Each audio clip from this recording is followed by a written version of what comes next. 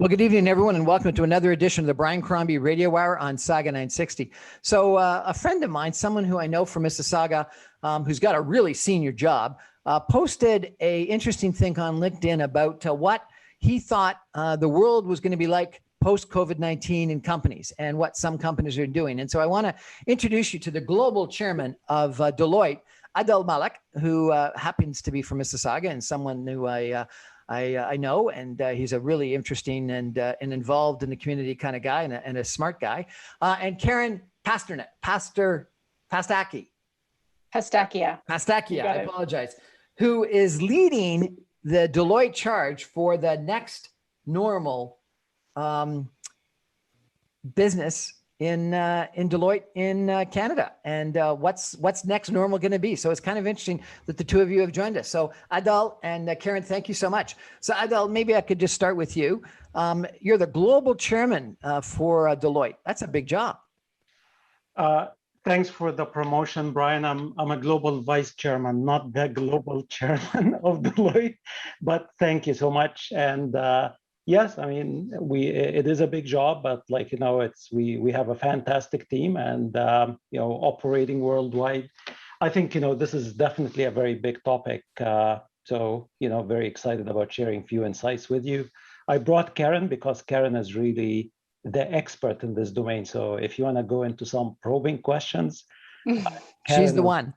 He's the one. Thank you, Adel. But let's stay with you just for a second, Adel. So what do you think? Are businesses going to be asking people to come back full-time post-Labor Day? As some people are saying, I saw articles that Goldman Sachs, Morgan Stanley both came out saying, if you want to earn New York wages, you got to work in New York. You can't work in Connecticut or Long Island in your Hampton house. And I think the worry was lack of productivity and, more importantly, lack of creativity because of lack of connections. And then other people are saying, no, we're going to go hybrid and let people work from home. I heard some real estate agents that are in the leasing business for commercial space saying that a couple of months ago, all the banks were trying to get rid of space. And now they're saying, well, actually, some of them are, trying to keep that space and are not so sure that they're going to be downsizing. And then, I've heard other people say, hey, you know what? People found that they've got an extra hour or two of time because they're not commuting and they're just as productive and they really like it. And if you want to keep those people, you're going to have to let them work from home. As a head of a big business, how flexible are you going to be? What do you think you're going to do? Oh, thanks for that, Brian. I mean, you threw a lot at me, so I'm just going to try to kind of go through them quickly, and then perhaps we can dig a little bit deeper. I think, between Jamie Dimon and David Solomon, the CEOs of JP Morgan Chase and Goldman Sachs, they've become really the poster boys of 100% back to the office. But I would just start by saying these are US examples, not Canadian examples. We have not really seen a CEO of a prominent Canadian organization coming up with such a pronouncement. Secondly, that view, even in the United States, is not consistent even among banks. So while people are citing these two examples, I would refer you, for example, to Jane Fraser, the new CEO of Citigroup, who I think is taking a very measured approach, and it is more along the lines of a hybrid return. My view is that I think that divergence, that difference is actually gonna exist. I would tell you that my view, and I'm not in the business of crystal balling, but just talking to our clients, I would think that the vast majority of our clients, especially global organizations, are going to be pragmatic. And therefore, I think it's going to be a hybrid for a period of time until we actually get clarity. That divergence is actually going to differ by business. If you happen to be mostly knowledge workers, like people in professional services, law firms, technology, by and large, you could actually pretty much do everything that you've been able to do in an office environment remotely. And the other side of the spectrum, if you happen to be a health worker, a nurse, a surgeon, a manufacturing shop, a UPS, there is no escape from actually coming in and kind of delivering that work in person, just simply because You need the tools, you need the access, you need the warehouse, you need the material in order to basically do your job. To get back into, like, let's call it the knowledge workers, office workers, technology workers, what we have seen is actually an increase in productivity, not a dip in productivity. One other thing, just like, maybe to set the scene, when we started COVID, I think, there was a view that this is actually, a lot of people are going to be displaced, and therefore it's kind of like, people who kind of like manage the supply, are going to be at a bit of a disadvantage, being the employees. And it's the demand side, being the employers, who are actually going to be in the driver's seat. Roll forward, and as we're speaking now, and this has actually started about like 3 months ago, it is the opposite. It's an employees market, if you know what I mean. It's kind of like the equivalent of the buyer's market, the seller's market. Today, the demand is on that knowledge employee. Why is that? Because unemployment is so low? It's not. It's a combination of factors. But I think, what people found out very quickly is, because of the environment that we were faced with, you really had to move very rapidly towards digitalization. And when you're talking about digitalization, it's really synonymous to like people at the cutting edge of technology, people who actually have the ability to digitize and to execute. You don't have really time to tinker. So what tended to happen is like more like reaching to organizations that have an abundance or a large pool of these capabilities, organizations like Deloitte, tech companies, etc., and attracting people at a high salary or a high compensation. Maybe Karen, this is a domain that you're closer to. Maybe you could just like add few words in terms of like why that is the case. Why don't we take a break and come back and ask Karen for a little bit of feedback on that. We're going to take a break for some messages and come back more with Adel Malak, Vice Chairman globally of Deloitte & Touche, and Karen Pastakia of Deloitte, who is leading the charge on the next normal. We're going to take a break for some messages and be back in a minute. Stay with us, everybody.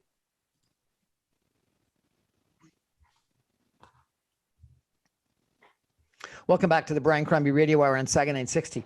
So a lot of us are wondering what's going to happen with our jobs. Are we going to have to start working back in an office and commuting to downtown Toronto or wherever it is that we got to go? And a friend of mine on LinkedIn posted last week, Adel Malak, who is global vice chair of Deloitte, an article about what he thought was going to happen, or what the firm thought was going to happen. And he's welcomed to our show tonight Karen Pastakia, who works at Deloitte and is leading the charge in Toronto or Canada in regards to next normal. Is that the name of your charge? That's the name of it, Brian. It's how are we going to come back from the pandemic within Deloitte here in Canada? And so this isn't your full-time job. You're sort of seconded to run this effort, I presume? That would be largely accurate. Yes. Yeah, indeed. What's your day job? You're a consultant with Deloitte? I am a human capital consultant. I'm a partner at Deloitte in our consulting business, and I've got the great pleasure of running our consulting business here in Ontario. Excellent. And so you've got a bunch of knowledge workers, like Adel had spoken about, probably that are able to work from almost anywhere they are. What are you going to do? Are you going to bring them back? Well, we've made a few decisions along this line over the last several months, Brian. We have been very clear that we expect to come back in a hybrid model. So that will be really grounded in giving people the flexibility and the choice to choose where they do their best work every single day. So that might mean in the office, in a Deloitte office. It may mean with clients in their offices or on their sites, or it may mean in their own personal space, be it at home or anywhere else that they feel that they can do their best work every single day. And we believe that to meet the needs of the next generation of employees that we've got, and as well to maximize productivity and manage our footprint from a climate perspective, and as well give ourselves the opportunity to do really deep thinking work in an environment that works best for us, or to do collaborative work that works best for us and our teams and our clients in an optimal setting. So we're giving people the choice and the flexibility to make those decisions. Now they'll make those decisions day in, day out, and we're going to learn what works, what doesn't, and it's going to be very iterative for us to figure out what this actually means. And if I'm being honest, we always had those options in terms of where we could work, but we didn't particularly take advantage of them. It was always by exception that we chose to work from home a day or two a week, or on a more sustained basis, or it was always a choice as to when we were in our offices, and the choice was always be in our office if you weren't with our clients. And so while we've had these formats, we haven't necessarily taken true advantage of them. So we've done a number of things over the last 15, 17 months to help our people start using different and new routines so that they can work more fluidly, more collaboratively through what we call our second space, which is through our digital toolkit that we've got for everybody, and gives people a chance to access talent from across our global network, not just here in Canada, and bring them into conversations more easily. Any one of us at any given time would need to travel and spend days trying to get to a location across the globe. And now myself or Adil can do multiple of those discussions with different clients over the course of one day. So we can be a lot more efficient that way, and have a bigger impact in the community that we serve. So obviously, people are going to be able to save commute time, and I presume you'll be able to save some office lease expense. And so therefore there's some time and some expense benefits of that. But let me challenge you for a minute, if I could. So, back a decade or more, Tom Friedman wrote a book called The World is Flat. And he argued that because of digitization, because of telephones, because of digital, because of the internet, we could work from anywhere. And Richard Florida was famous for saying, Tom was wrong, that the world is not flat, it's spiky. And it's because people both want to and need to interact. They need to be close together.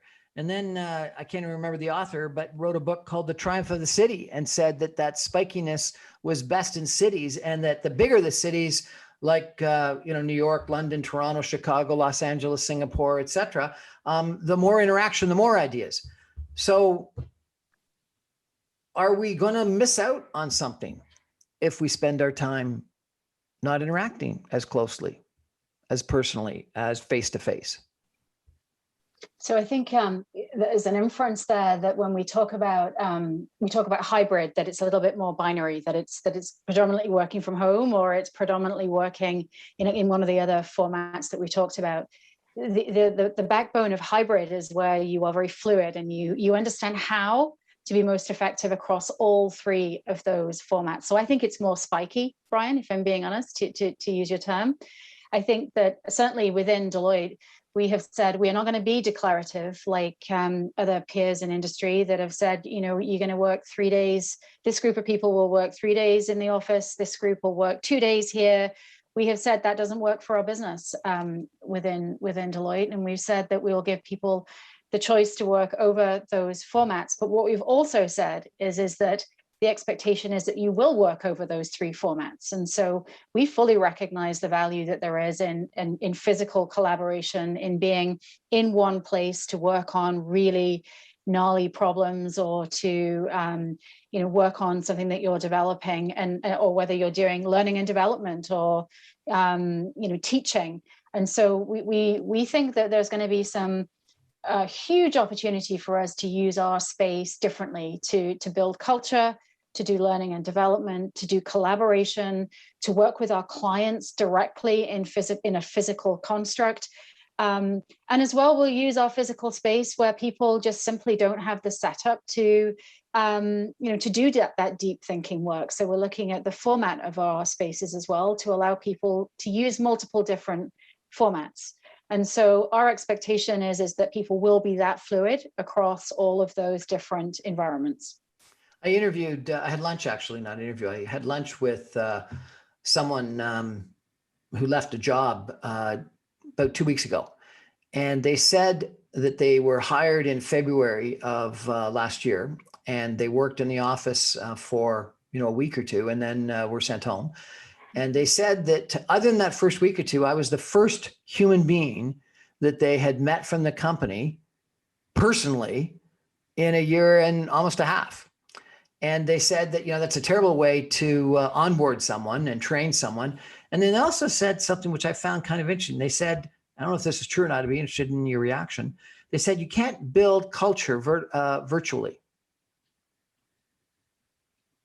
You can build a culture. Yes, I think you can build a culture virtually. There's many distributed organizations that have been very, very successful working in a virtual model that have built very, very strong cultures and have learned how to work and build culture that exists in that sort of digital space. I think, though, you'll find that a lot of organizations, including our own right now, are anticipating that when the markets across Canada open up more fully into the fall, that they'll be very, very purposeful about getting people together. And I would say your friend there is in good company, because there are many, many people who have had a job change over this period and need that more fulsome onboarding.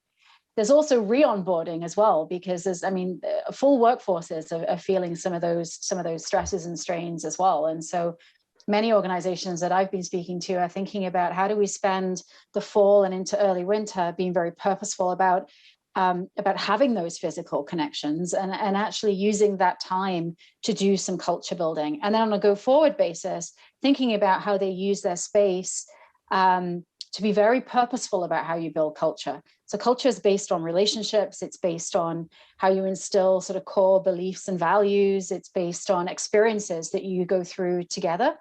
And so I think, we're going to have a period of time where we're going to see that on steroids. We're going to see organizations over-investing in those moments to sort of get people and get people's relationships reinvigorated. And then I think, to Adil's point, people will find their way of working in their next normal, whatever's fit for their business. I think we're going to see a bit of a hump in terms of real focus on giving people that physical proximity over the fall, assuming that everything starts to open up in the way that we're anticipating. Yeah, and Brian, I don't want to pile on, but there is an underlying assumption that old culture is good. Very right? good point. So the thing is, like, many of my clients, especially those who kind of like run global workforces, they've actually been using the mantra of do not let a crisis go to waste. So like, you want to preserve the good aspects of the culture and weed out the toxic aspects of your culture. And I would just like, I don't know, we do not live in a utopia. There is no organization that I know of that would basically tell you our culture is perfect. So I think many, many people have really been embracing the concept of, let's use it to refine our culture, to enhance our culture, to double down on the elements of that culture that we embrace and value. That's fascinating. How do you analyze what are the good parts and the bad parts of your culture? Well, so there are things that I would say they are undeniable in terms of good and positive aspects of culture. So things like trust, like integrity, like speed to market, like innovation, collaboration. And then there are negative aspects of a culture. And it would be in many instances the opposite, pointing fingers at each other, really taking your sweet time to make decisions, getting to do things in a very decentralized, and I would just like say maybe a completely disorganized. People use the kind of being a federated organization to kind of provide an excuse for being disorganized. There are many organizations that are federated by the very nature of different lines of business, different geographies, yet they are united in their purpose and the way that they get stuff done. But I would tell you, many organizations, the leading organizations that we would refer to in this country and basically the G8, have used this as an opportunity, to flatten the organization in terms of decision rights, in speed to market, speed of decisioning, really empowering people to make decisions, even if it means that they are making mistakes. I could give you tons of examples. I mean, organizations had to turn on a dime to equip their workforce with laptops. This was not a problem at an organization like Deloitte. But if you're employing 80,000 people in a country like Canada, not everybody has a laptop. You know, assistants do not have a laptops. They would typically have a desktop. So you actually had to move on a dime and make decisions and empower those people actually to give them decision rights, to make the purchase, maybe even make mistakes. And Brian, back to your earlier comment or question about talent and leaving and starting jobs, and just tying it back to Adil's point about flattening the hierarchy. We know just from research that one of the highest reasons why people stay or go from an organization is access to leadership. And that's another example of how the hierarchy has flattened and given, just so much equal opportunity to people through the pandemic, because we all look the same. We all have a frame around us. We're in this virtual world, and everybody has the same avenue to get to each other right now. And so, when we look at why people stay or go, that's one of the number one reasons that people choose to stay. It's where they get that easy access, good coaching, and straight talk. And I think that's another thing that the last 15 months has shown us, is that the transparency and the straight talk that we've seen in our organizations has just increased substantially. And so how do you retain that over the longer term? And that's an example of one of those routines I mentioned earlier, in terms of how do we teach leaders to lead differently, where you are going to have a potentially, not in all organizations, but in many organizations across Canada, are looking for their version of hybrid. And so it takes a different kind of leader to lead a hybrid organization where you've got distributed, not just distributed teams, but a distributed workforce at large. And how do you motivate? How do you engage? How do you reward fairly and inclusively? How do you ensure that inclusion is at the center of decision making in a way that really manages any unconscious bias that there may be? And just because I haven't seen you for the last 3 weeks in the office, Brian, that you get equal and fair access to promotions, or equal and fair access to particular types of work that you want to build your career around. And so I think it's really, it's throwing into it's really throwing the gauntlet down in terms of showing good leadership. And again, I think it's sort of weeded out the stronger leaders and the less strong leaders over the last 15 months. And leaders are a big part of setting culture, back to your original question around culture. We're having a fascinating conversation tonight about how we're all going to go back to work post Labor Day, whether it's going to be full-time, hybrid, not at all, with Adil Malik, who is the vice chair globally for Deloitte, with Karen Pastaki, I apologize, Pastaki, who is the head of human capital for Deloitte, and she is the person that's leading the charge on Next Normal at Deloitte. We're going to take a break for some messages and come back more with Karen and Adil in just a minute. Stay with us.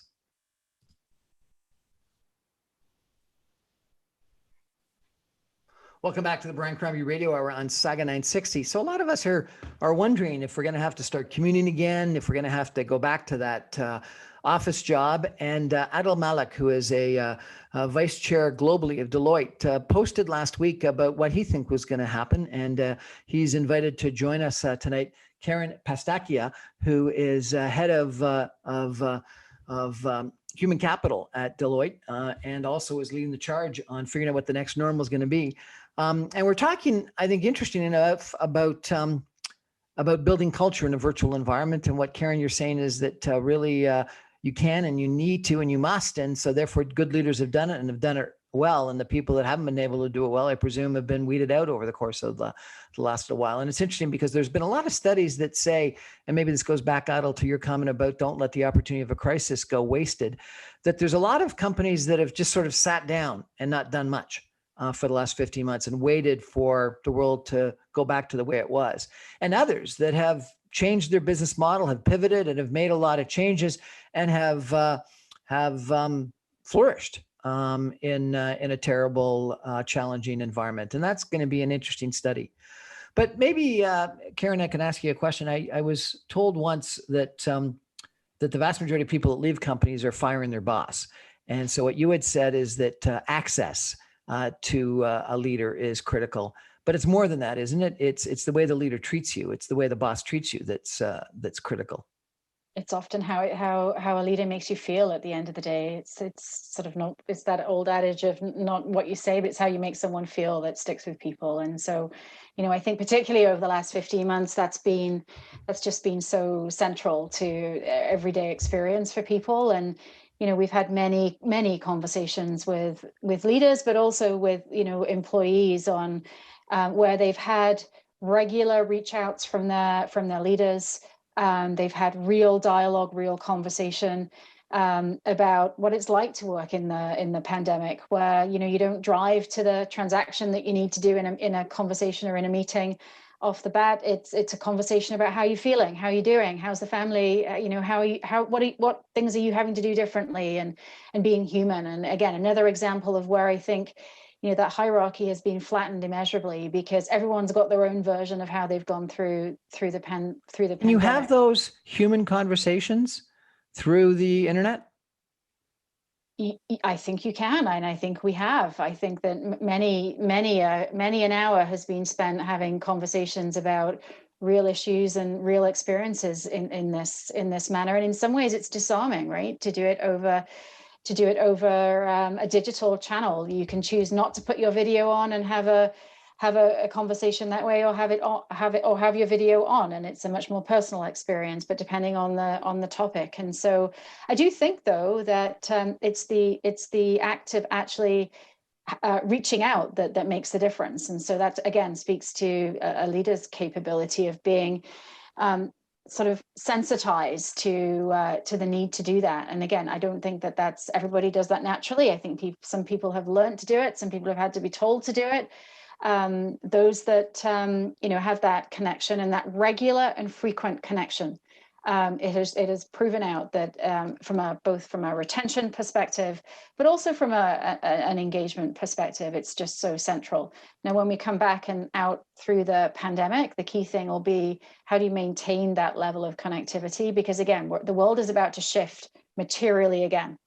And so we've just done some research within Deloitte looking at leader mental health and well-being, and it's probably one of the segments of our workforce that there's probably, you know, we haven't seen a lot of research on that from a well-being perspective, and it tells us that, you know, leaders are tired, and they too need to get refueled, and they too need to feel that they you know, they have the support around them to go through what will be yet again a big ground shift for everybody. And people take their cues from leaders in organizations in terms of how to show up, how to behave, how they want to treat their teams. They look up and they learn what they see, and they copy. So you know, we I think have got big expectations that we're placing on the shoulders of our leaders to navigate organizations across Canada through that next big shift. And so one of the negatives of this digital connectivity is that you can be reached at any hours and all the time. And so people are finding that they're being called for and attending you know, Teams meetings and Zoom meetings and WebEx meetings at night, on the weekends, on holidays, because you can connect in so easily all the time, that like the transaction costs of actually attending a meeting have gone to next to nothing. So I can understand, Karen, that leaders are probably pretty exhausted. I think probably the last 6 or 8 months, I think we've seen some shifts in that, though, quite specifically. You know, I think that was absolutely the case for the first 6 or 7 months, because it was just, you know, there was some level of chaos that every organization was trying to work its way through. Many organizations, and you've probably seen a lot of these in the press over the last several months, have been very decisive in that regard to try and shorten up the work week. We don't have higher levels of productivity that Adil mentioned, because we don't want a sustained level of higher levels of productivity when it's only because people are working more hours. We need to, you know, I think we can maintain the levels of heightened productivity, but do it more efficiently. And so you know, you've seen many organizations put things in place, like Friday afternoons is meeting free, gives you time to keep your head down, get work cleared off your desk so that you have a clear weekend, let's say. So new new processes that organizations are putting in to try and do that better time management, manage productivity better, using new tools to actually look at and track and monitor productivity within a team, let's say, and make adjustments accordingly, where you've got propensity for things like burnout or well-being issues. And so getting ahead of some of those issues, I think, is key. And we've seen a lot of organizations take decisive steps in that regard, I would say. Well, that's great. I hope you're right. I wish you were right in my experience, because in my experience, you take a look at my meeting calendar and it's just nonstop all day long, all week long with meetings. And I think one of the reasons why is that the transaction cost associated with setting up the meeting is next to nothing. If you actually had to drive across Toronto or even walk across Bay Street, or for sure fly to Montreal to have that meeting, you might not do it as frequently. But when all you got to do is invite someone to another Teams meeting, and they all seem to start on the hour and end on the hour, which is kind of absurd, because you know what? We got five. I was in a meeting today. Someone said we got 5 minutes left. So does anyone? It went on another 5 minutes just because it was scheduled to end at 4 o'clock instead of in a normal meeting. When you're done, you get up and leave. But when the Teams meeting says it ends at 4, it ends at 4. But Brian, I would tell you that, to be honest, I mean, this is not my experience or our experience. And this is not just like a Deloitte phenomena only. Like, I deal with like who's who worldwide. I've seen a significant shift. I've seen people actually shifting meetings into 45 minutes or 50 minutes, really being deliberate and being disciplined about giving time between meetings, that it's not like a constant rat race that you're just like moving from one thing to the next, to the next, to the next. The other thing is just like establishing these boundaries that Karen talked about. We establish these boundaries, and it takes leadership. It takes tone at the top. It's not going to happen by, one of your employees saying, sorry, Brian, I'm not going to take your call after 6, or I'm not going to take your call over the weekend. It really takes tone at the top to establish that discipline and to give people that space. And by the way, these things are now becoming the norms. Granted that when we started, it was like a frantic, chaotic, because everybody was just trying to figure out what is it that we're going to do. We're check on our people. We're calming nerves down. We're trying to figure out how are we going to run our business. Nobody had a blueprint. But by and large, we surpassed that. We're now in a recover mode. It is not like, we're not responding anymore. We're really planning for the recovery. But although you said that at Deloitte productivity was up, a lot of those individuals in New York at the banks that you were mentioning that are saying to people they got to come back, they're worried that productivity was down. They're worried. It's almost like they can't trust their employees to work a full day, and they need to have them, in their eyesight to know that they're working. What's your sense? Are most companies trusting their employees to work, or are most companies worried they're, or are they like putting little monitors on the computer to track them and ask them for timesheets? Yeah. So Brian, back again, like you used actually a very key word, which is trust. So do I trust my employees or not? And by the way, I mean, if you're distrusting of your employees, why do you have you employed them? Well, to start with, but like if I'm so determined about tracking my employees, I could still track them. I could insist everybody to be on a VPN. I could actually monitor, like, when they are checking in, when they are checking out, what is it that they are doing, how many, whatever measurement of productivity, line of codes, phone calls, mortgage initiation, whatever it is. But I would tell you, like, even within a bank, I'm not going to mention a name, but within a bank, one of the banks that you have mentioned, look at the productivity that capital markets and equity traders have actually displayed over that period of time. Look at the performance of the stock market. Look at the bonuses of those people over the past period of time.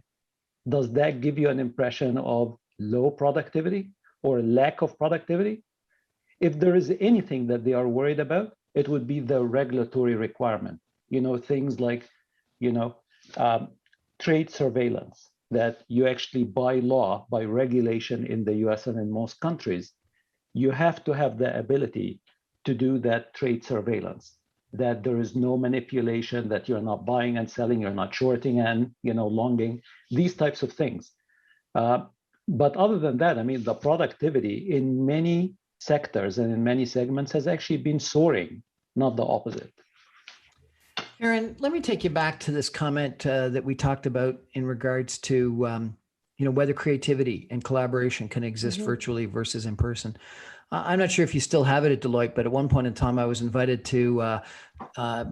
It was an innovation center that you had. Right. I can't remember. It was called like Green Tree or Greenhouse. Greenhouse. Yep. And I guess the idea of it was to get people to challenge their imagination about what the future might be, and to get them in an environment that challenged them, because you show pictures of robots and actual robots and a whole bunch of different things, and then you put them in a room with whiteboards and ask them to sort of think and dream and vision. There's the old adage about more deals get done and the bottom floors in the coffee shops on napkins, they get done in the top floors in boardrooms. Is creativity something that needs face-to-face collaboration?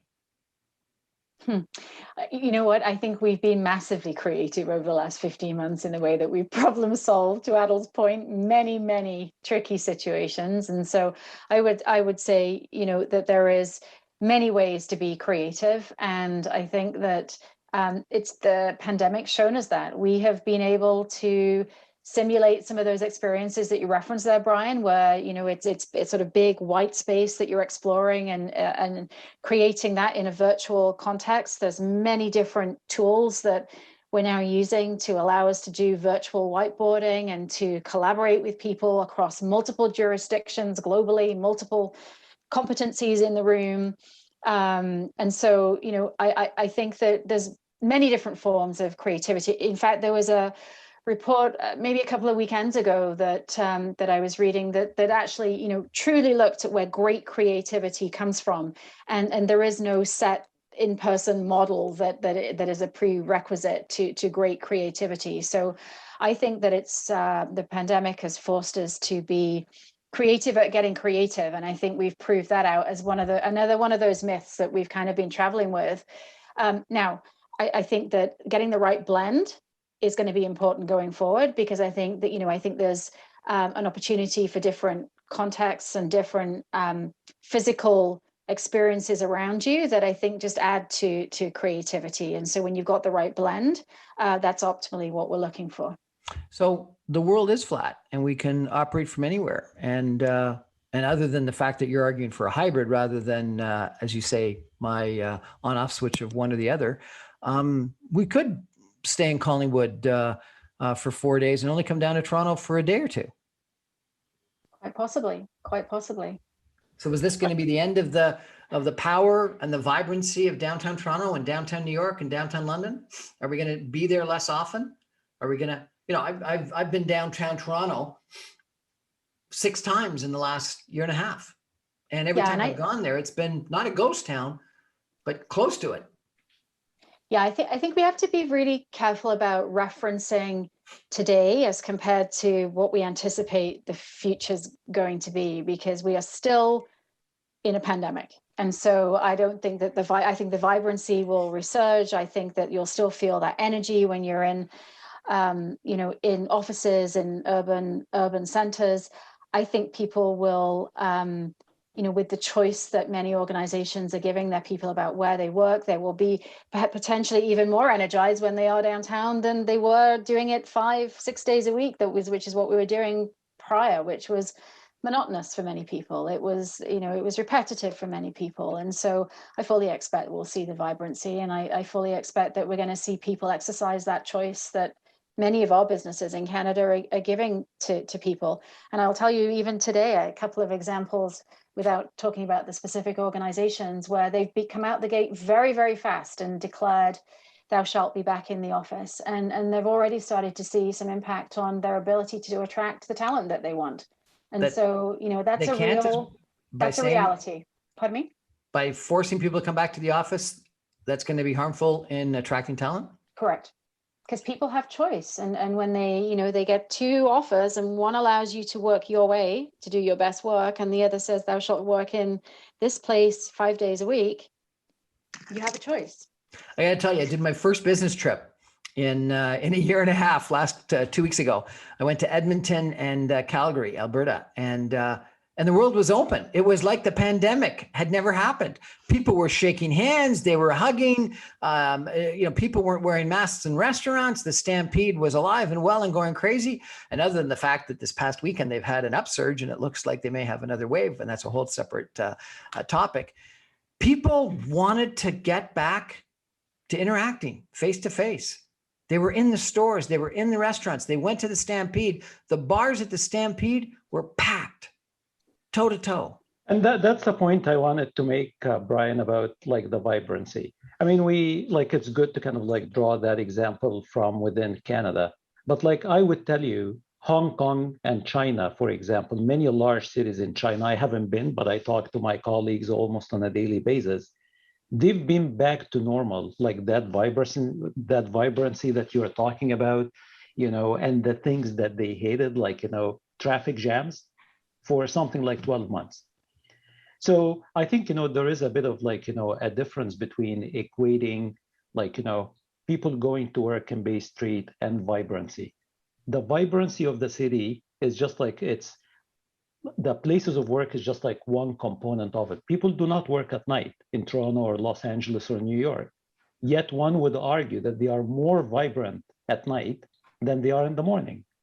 So I do not kind of like, make the link between, the end of big cities just because of that. And again, like, a very good evidence of that is condo prices in downtown.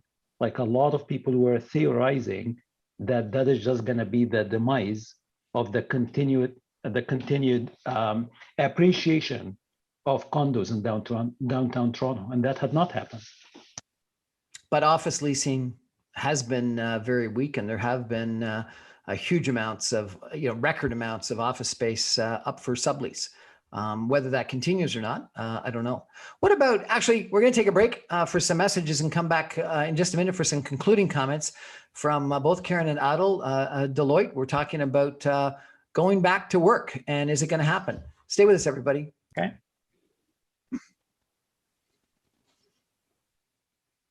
Welcome back to the Brian Crombie Radio Hour on Saga 960. We're chatting tonight with Adel Malek, who is a global vice chair of Deloitte, and Karen Pastakia, who is the head of human capital at Deloitte and the leader of their organization's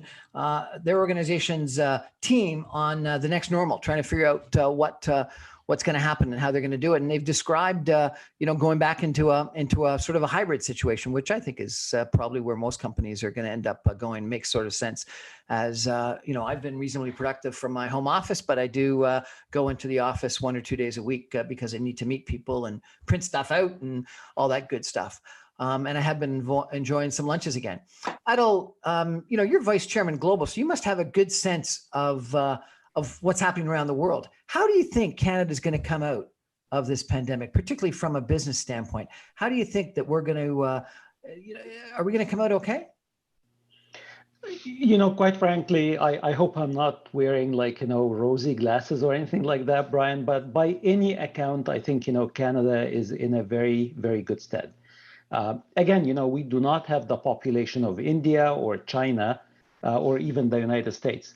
But I think when you look into the degree of vaccination and just like, the way like public health, public government, different levels of government have actually collaborated, acted, pivoted, and the intake of like the citizens of Canada, I think it's very, very encouraging. And doing all that, by the way, in a very democratic way. I mean, there are no people kind of like, using rhetoric here in Canada and like, vaccine passports and mandatory this and mandatory that. So I think actually Canada is going to come out of this in a very good shape. Karen Pastakia, head of human capital. One of the reasons why some people think that Adel is right is because we've got good social capital, that we trust our government, we trust our leaders in medicine, and that trust may not exist for partisan reasons or whatnot in the United States. You're head of human capital. Is there a head of social capital, or is social capital not a thing? Social capital is such a thing. I mean, it really sort of, we've been talking about social capital and purpose and for a very, very long time now. And I think, you know, through the last 15, 17 months, I think it's been an opportunity for organizations to, you know, really build up their own social capital with their workforces. And as we said earlier, some have really excelled in that regard, and some, you know, I think there's going to be real challenges ahead if they're not using the time that we've got right now to really reflect on you know, what kind of organization they want to be when we come out of the pandemic. I would agree with Adil. I think we're set up very well, and I would agree with you, Brian, in terms of the, you know, the trust that we have in our governments and in our medical profession. And I think, you know, those organizations that have used this as a time to reset the social agenda, reset the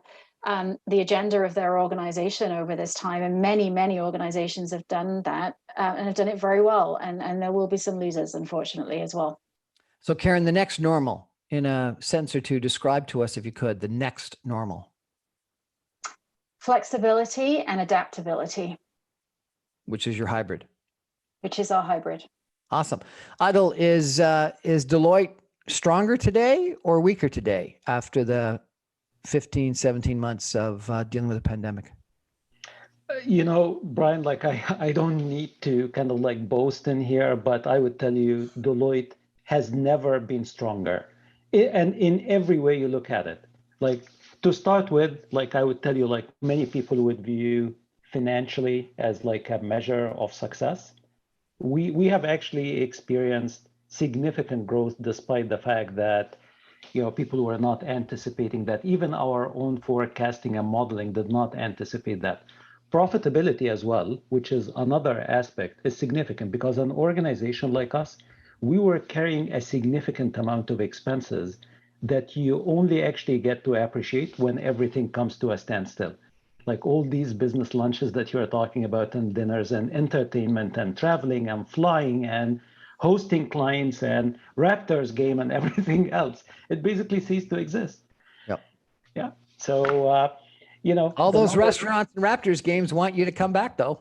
We are ready for it. Let me tell you that. Karen, if people want to, you know, access any of your research or if they want to hire you from a consulting standpoint or anything like that, is there a website you can direct them to? Absolutely, Deloitte.ca, and you can find everything that you would be looking for there. Deloitte.ca, Next Normal, Deloitte.com, Next Normal, and or of course a natural reach out to either Adil or myself at Deloitte.ca. Karen Pastaki and Adil Malik, thank you so much for joining us. That's our show for tonight, everybody. Thanks for joining us. I'm on every Monday through Friday at 6 o'clock on 960 AM. You can stream me online at www.saga960am.ca. You can get my podcasts and webcasts and videocasts on briancrombie.com, on YouTube, on Audible, on Apple Podcasts, on Speakeasy, just about everywhere. It's exhausting. This virtual world has been interesting, hasn't it been, Karen? Good night, everybody. Thanks for joining us. Thanks very much.